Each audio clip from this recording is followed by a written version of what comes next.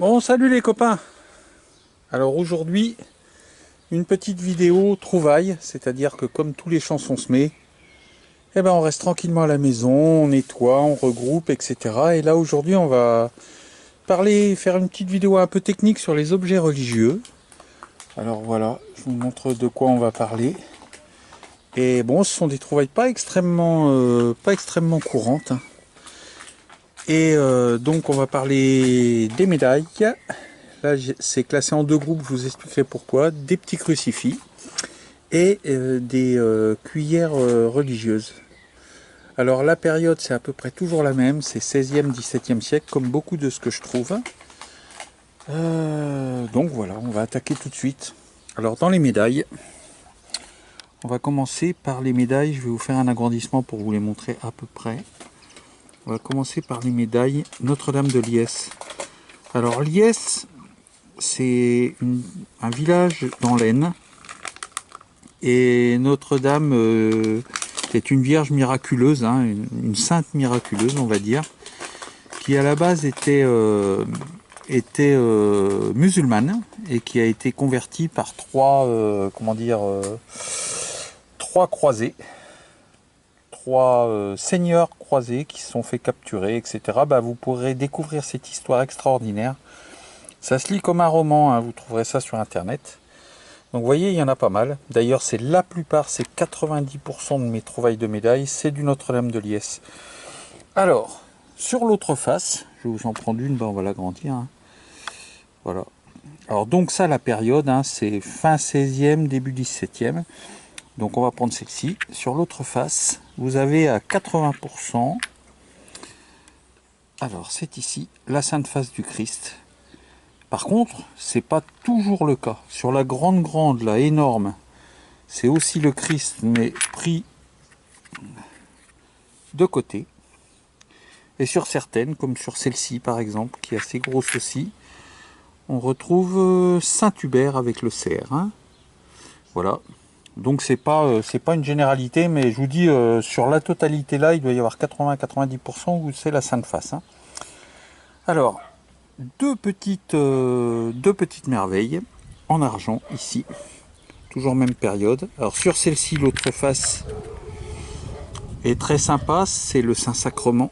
Je vous montre, je vais essayer de vous faire un gros plan. Voilà.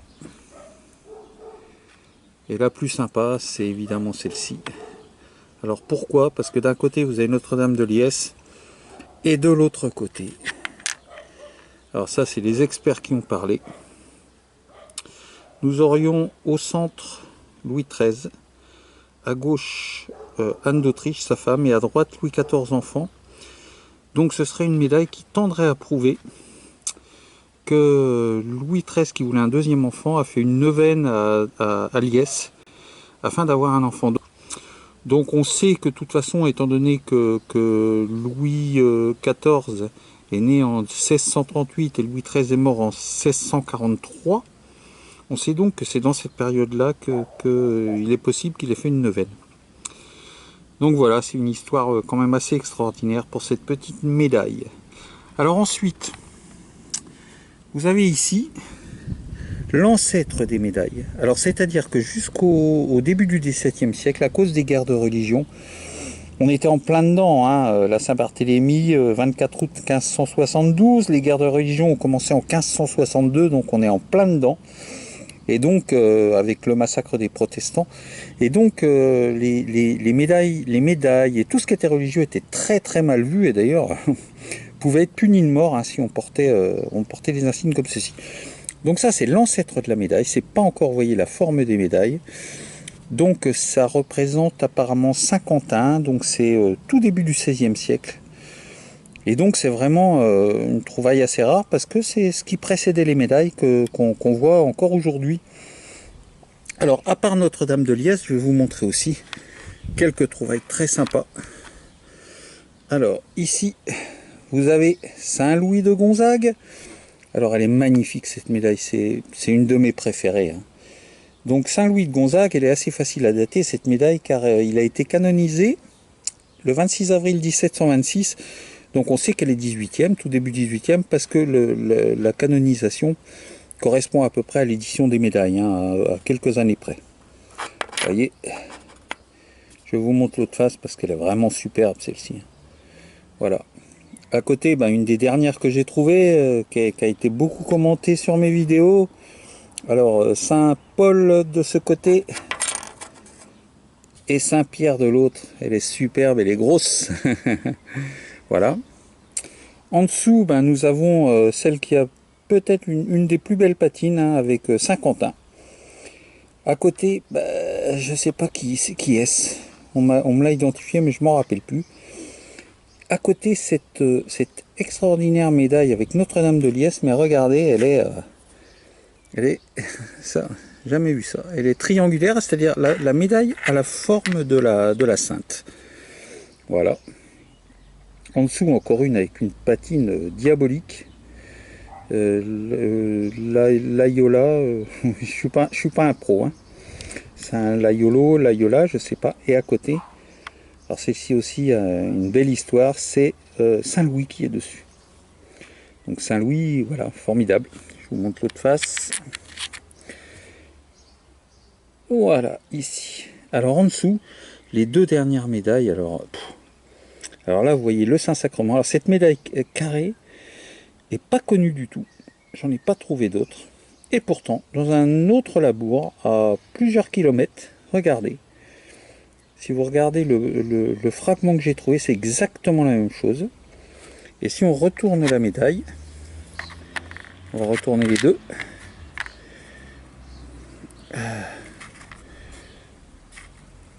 Voilà. Donc vous avez donc Saint-Hubert avec le cerf, hein, patron des chasseurs. Et regardez, il y a ici une petite fille à genoux. Et vous la retrouvez ici, c'est donc bien la même médaille fragmentée qui a été retrouvée. Voilà, maintenant on va passer vite fait au crucifix. Alors comme toujours, hein, le grand crucifix que vous voyez là, comme toujours chez moi, Notre-Dame de Liesse. Hein.